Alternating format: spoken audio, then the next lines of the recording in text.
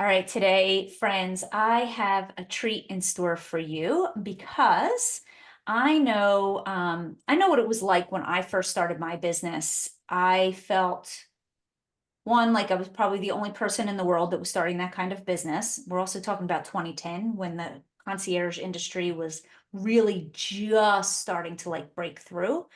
And so when I was around other people and I wanted to hear their stories and how they got started and what worked for them and maybe even what didn't work for them, I always found just like stories of other people sharing their story, their version, totally inspiring to me.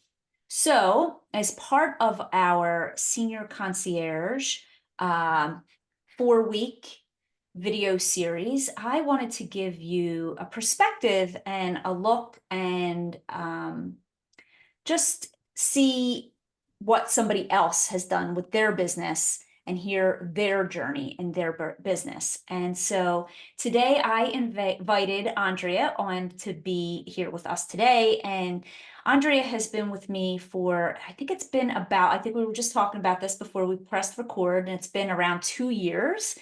And she was with me in fully booked business club. She did one-on-one work with me. She did a round of 100K club. We're doing some one-on-one work again together. And so she's had a she's quick growth in her business over 2 years, starting from nothing to where she is now. And I'm going to let her tell you a little bit about her journey. So why don't you tell everybody your name and where you're from? Hey, hi everybody. I'm Andrea Davis. I am from Fairhaven, Massachusetts, which is very close to Cape Cod. Um, I started in fully booked now. It was back in January or February of 2022, and I decided to work with seniors. Yeah.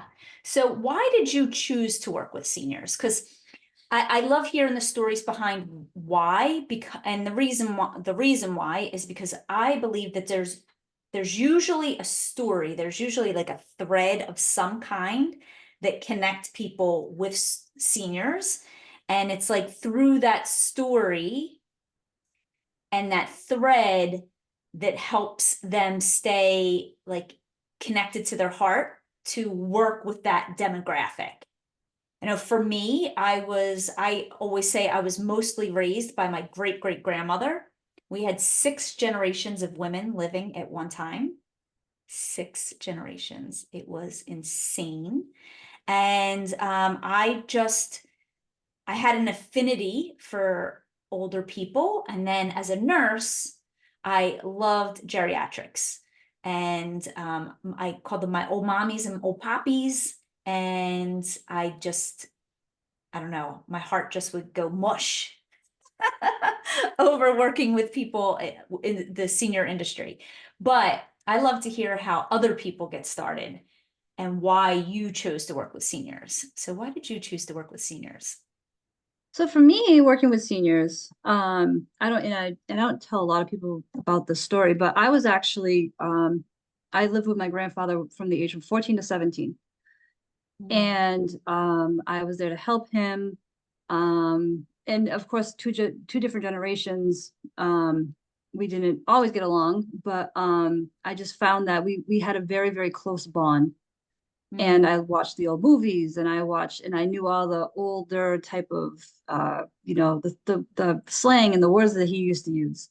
Mhm. Now moving, going to present day, within the last couple of years, I was a case manager at an ASAP, which is something we have in Massachusetts. It's called an Aging Service Access Point. And that's where I got my starting to work with seniors. And I was doing case management for them and helping them set up services. From there, I worked doing care coordination for a home care agency, and I worked in assisted living. So what made me decide to start my own business was because I saw that there was a major need that wasn't being fulfilled when I was working in home care and I was working at the assisted living. And that's when I decided to start my concierge business. Oh, that's so good. Oh, I just got chills over that too.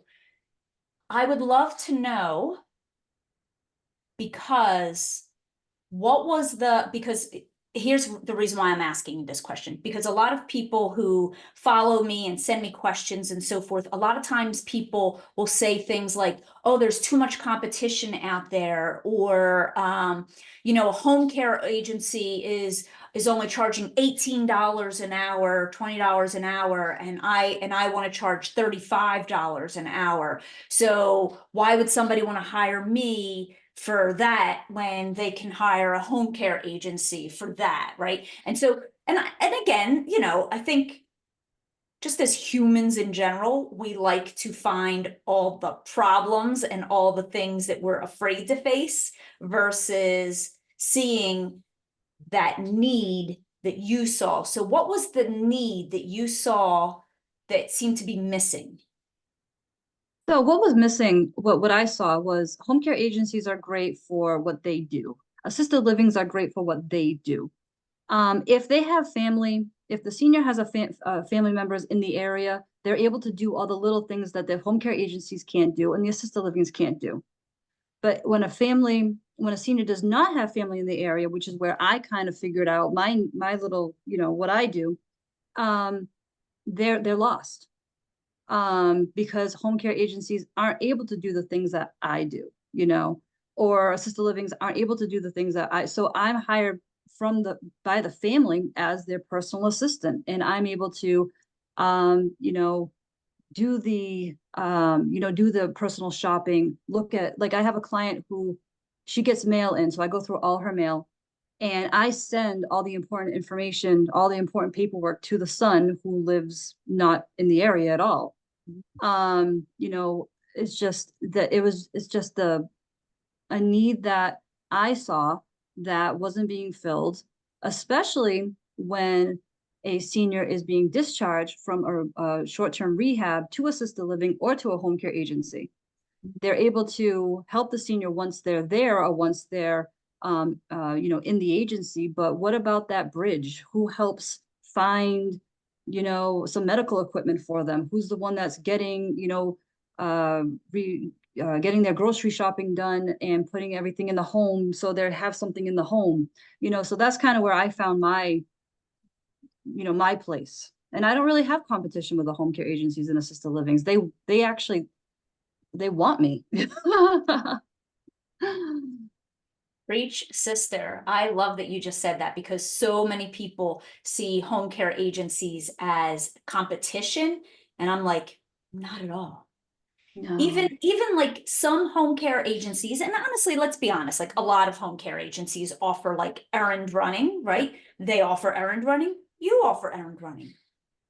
But the delivery of that is often very different. Mhm. Like yours is more what I look at it and I refer to it as more like boutique level services, really personalized, a lot of interaction, conversations with the family, keeping the family in the loop. And a lot of times it's just a level of service that is just a higher level of service than traditional home care agencies typically offer. Would you Mhm. say that that seems to be right in what you've seen? Yes, exactly. Now, and it's true. What I offer my clients is, I'm there, and of course I get very close to my clients, and it wouldn't be the same with a home care agency going in. You know what I mean? If the son or daughter or whoever family that senior that I'm working for, with, if something happens at the assisted living, they contact me. Mhm. They don't contact a home care agency. And I have some of my clients, they have VNA involved, Mhm. they have VNA, and they might even have, like a transportation or whatever company come in, but I'm like in the place of the family member that's not there. Yeah, yeah. That's like the niche within the niche that you've carved out for yourself, which is Exactly. so valuable. And when you're watching this video, there's so many different varieties of types of senior concierge services that you can offer. And Andrea's business is just really just one small microcosm of an example of that. Oh yeah. No, So I do a lot of other things, decluttering and organizing, but yeah, yeah. So when you enrolled into Fully Booked back in 2022, what did your business look like then? Non-existent. I didn't have a business then. I had an idea, honestly. I was working full time. I had an idea. I didn't know where to go with it. And I started doing some research online. Um, and I found Kelly.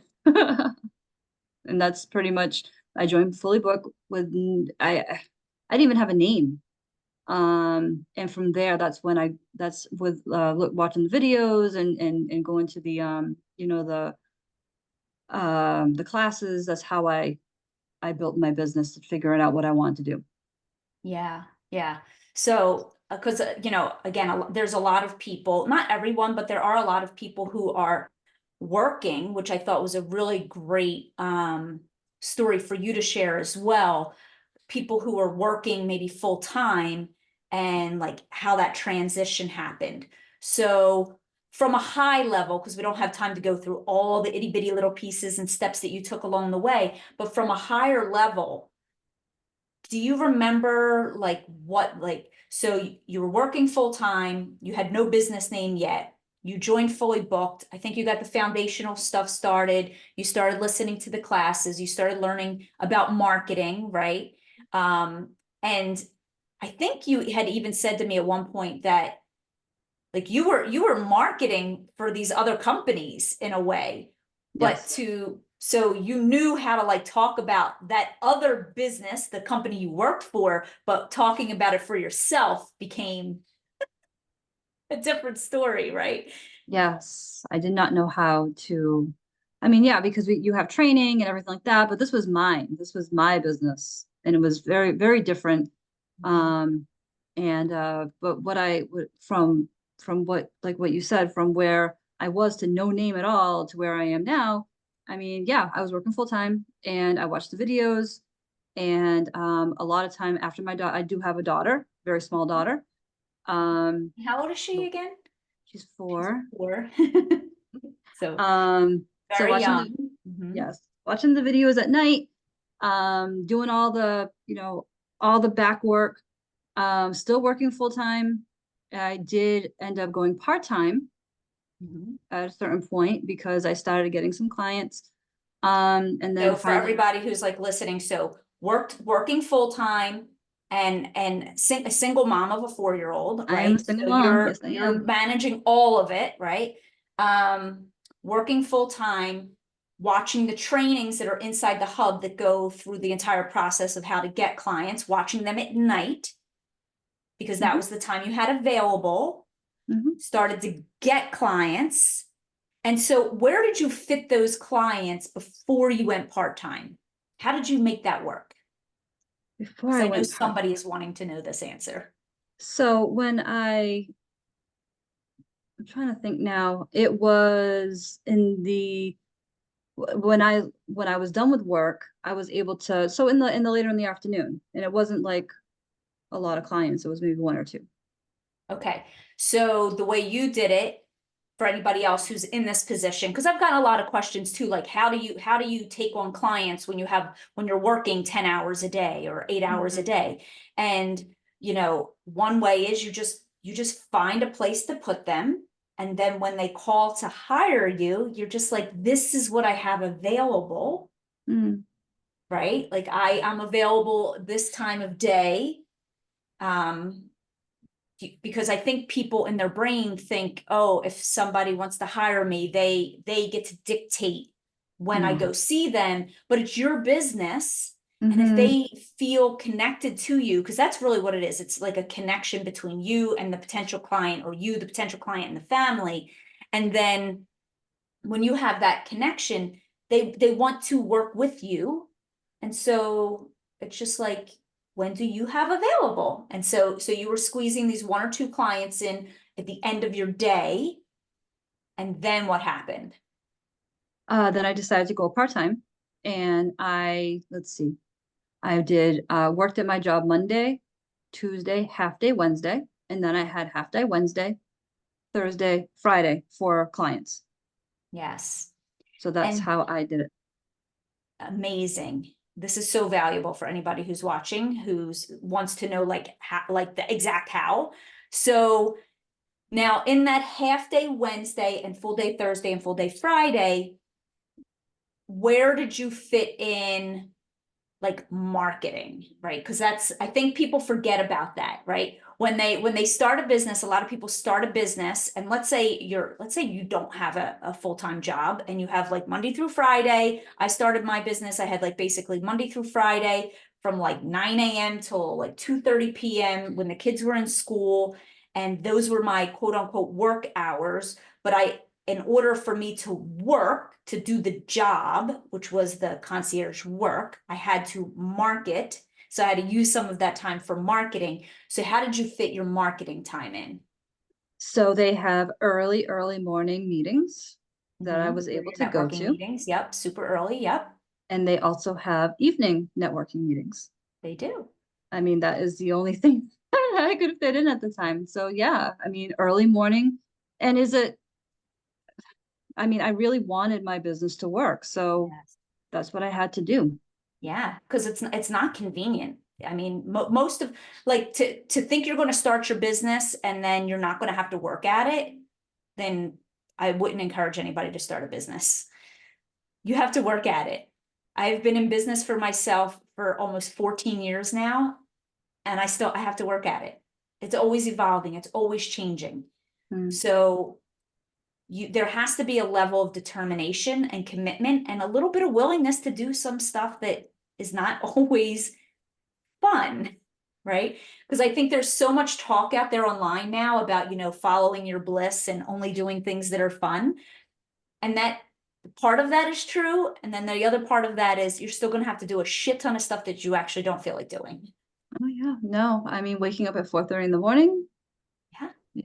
getting my daughter ready. Yes. So, and being tired, but needing to network at night. But it's very doable. It's Yes. not, it is very doable. Yeah, because when you think about it, I mean, I can even refer back to like when I was still working full-time nurses hours, I was working 12-hour shifts, and I had 4 children, and she was older, she was a teenager when I had my fourth, but I would get up at like 3:30 in the morning to shower, to then wake the baby up to breastfeed, to then put her down, to wake up the other two, to get them ready for school and dressed, to then load everybody in the car, packing everything the night before, to drop them off at the sitters by 6:10, to be at work by 7, and then work until 9:30 at night. I mean, like we still have to do hard things, right? So whether we want to do hard things in a traditional job, or we want to take that level of commitment and that level of like perseverance and doing hard things and doing it for ourselves to create something like out of nowhere, like you literally just created a business out of an idea in your brain. Yes. So And that's what is so fascinating to me, that I'm here. And honestly, if it wasn't for, and I'll say it, if it wasn't for Fully Booked, then I wouldn't be here. Like it was, just an idea, like, I think I want to try this. yeah, and then we tend to get caught in like the research rabbit hole, right? And finding a bunch of information out there and then trying to piece together all the information to see, well, Mhm. what am I going to do? And um, so we know how you started your business. So what does your business look like now? What does it look like now? I am full-time in my business. Yeah, and that's Um, been, what was it, last summer? yes. Last Yep. summer. It was Time. August, Yeah. August of last summer. But I'm totally full-time in my business. I have six ongoing clients. Well, I'll say seven because one is like once a month or so. And then I also do move coordination and decluttering and organizing. So I kind of fit that in with my, you know. So no, I'm busy. You're busy. That's amazing. And so would you be willing to, and I should have asked you for permission ahead of time, but I'm just going to ask you anyway, and you can say no, but would you be willing to say like what you think your revenue will be at the end of this year, if you're By the staying on end of track? this year, if I stay on track, 45, 50. Awesome. Yeah, yeah, because I mean, last month was an amazing month. Um, and and it's just getting better, so it's kind of hard for me to say. Mhm. I'm almost expecting more than that, I would think based on what you've done so far that but I'm you going over. from, I'm thinking about August until, I mean, it's just really it's really ramped up. Yeah, because what happens is like you start out with like that one or two clients, and then if you end up with clients, which happens almost all the time in the senior concierge like space, is you end up with clients that will stay with you for a long time until Yes. either their care needs change, their location may change, they might, move. Sometimes family will have, clients move closer to them if they live out of state. Some clients I will pass away. It's part of working with the aging population. But what Mhm. happens is you have two clients and then you add a third and then you have three and then you add a fourth and then you have four and then right. So then the clients that you have just slowly just add up and then the income also will add up and add up. And then what used to be a $2,000 month becomes a $6,000 month and then you have a $72,000 business. Yes, and that is what I have been now. And I'll just say it, March was a $6,000 month, and March was before March. February was a $4,000. So like I'm saying, what I'm saying is it's Yeah. just revving up. So Yes. Yes. It's so good. So if you were to tell me like two or three like bullet points, how do you believe the fully booked program helped you get from like where you were to where you are now? What were the like skills gaps that you learned how to do? well, pricing my services was Mhm. big. Marketing, marketing my services and knowing how to market my services, having a plan. So not just going out there and whatever, you know what I mean? Have like actually having like a strategy. Yes. And also learning my process of what I how to use my services. Because I Yeah. didn't, not even knowing how to do that. I didn't know anything. I'll just be honest. Like, I just That's didn't know okay. anything.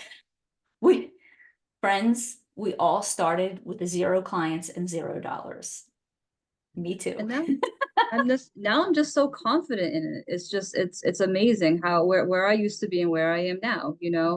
And what a big thing that I learned too, kind of like you said, a little while ago, is my business. So I don't have people aren't dictating to me how to run my business. I'm telling them this is my business. This is how my business works. Like So it's this, like this that. is how you get to hire me. Yes, that level of confidence in that, like this is it, this is the time that I have or whatever. And that's probably one of the biggest things that you know, I took away. Yeah. And it's not from a place of like non-caring, right? But it's also from a place of, again, she's a single mom. She's got a 4-year-old. She has set hours that she can, take care of clients so that she can also take care of her child and have a life on the side and maybe, have a day off on a weekend. And Mhm. just it's like when you have a service-based business, the boundaries that you set up are usually less about setting boundaries up for your clients and more about setting boundaries up for yourself. Hmm. Because otherwise, the time that you give, the after hours that you might give, the not billing for all your time that you might give, like that all starts to bleed into your business when we try to like run our business from a place of trying to please everybody versus running your business from an open-hearted way that is in support of you, because if you go down, the whole business goes down. Yes, exactly. I mean, that's something and I am a people pleaser, and it's something that, having Kelly there, to kind of check in, Bop you how on do the you head run every once in a your while. business? And it's happened so many times within the last 2 years of like, well, you know, I want to do this, or, and it's like, no, like it's a big, it's just, I can't say enough about Kelly or in Fully Booked and the other programs that she offers, because it's really, I wouldn't be where I am right now if it wasn't, honestly. Oh, thank you so much. So I have two last questions to ask you. Sure. Number one is, what's something that you're most proud of? And I think you already said it, but I'd like you to just like rephrase it for yourself so that you can say it out loud for yourself also. What I'm most proud of, that I'm doing this. Like, I am working and I'm the CEO of my own business, that I never thought would happen. And it's weird that sometimes I'm driving to a client and I'm like, this is my life right now. I'm not running around trying to get at a certain time because I have to be punching a clock, whatever. Like that's the biggest, that's the one thing that I'm the most proud of, is I actually took the leap and I did it and I'm doing it. Yes, it brings tears to my eyes. That's like what you said, like, this is my life right now. Yeah, I Yeah. love it. I love what I do. I love my business. And it's also something that my daughter will see. This is my first generation for me. You know, we've always just worked jobs. I'm the first business owner in my family. Yeah, me too. Me too. We got somebody's got to be the first, right? Yeah. And then the last question that I'll just ask to wrap this all up is, what's one piece of advice that you would give somebody else who is thinking about starting a senior concierge business, or any business for that matter? Just what's one Any piece of business. advice? Um, One piece of advice. Well, for senior concierges, you really have to have the right personality. Mm. Um, you know, I- it's funny because I can't work with kids. Like I have patience. Like I know I could never work with kids, but I work great with seniors. Mm. And you know, just have the patience and know that, you know, there's gonna be hiccups, things are gonna happen. And to start a business is you really need to want it, because it's the biggest learning experience for me. Like whatever I see in my business, I'm seeing in the like my how I act with anybody in my life, or it's like the biggest growth. I don't even know how to explain it, but I'm a better person now that I started a business Mm. than if I didn't. Yeah.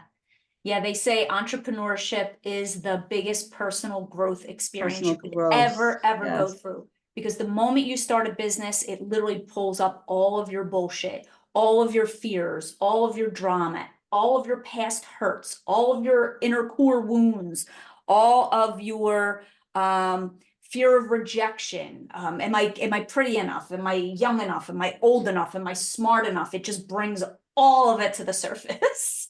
So Yes. fun, y'all. Exactly. And going through it, it just makes you such a, I'll even say for myself, I am such a bigger, more robust, even more loving human being now than I was before, because of the process of me learning to grow myself. Because your business will never outgrow your own self-development. Hmm. Your business grows at the rate of your growth of self-development. So, so Exactly. good. That's exactly what I'm trying to say. So good. So good. So this was perfect. Thank you so much for taking your time today and squeezing it in, and doing this so that everybody can hear and learn. And from your experiences, and it's not just me talking out my mouth all the time. And so anyone who is ready to enroll in Fully Booked Business Club, I'll put the links below. This is the best time to ever enroll, because May is Older Americans Month, and we have a lot of amazing bonus activities happening inside Fully Booked Business Club during the month of May. And as of the day that this video drops, we will just be opening for enrollment. So I hope to see many of you inside, and thanks for being here.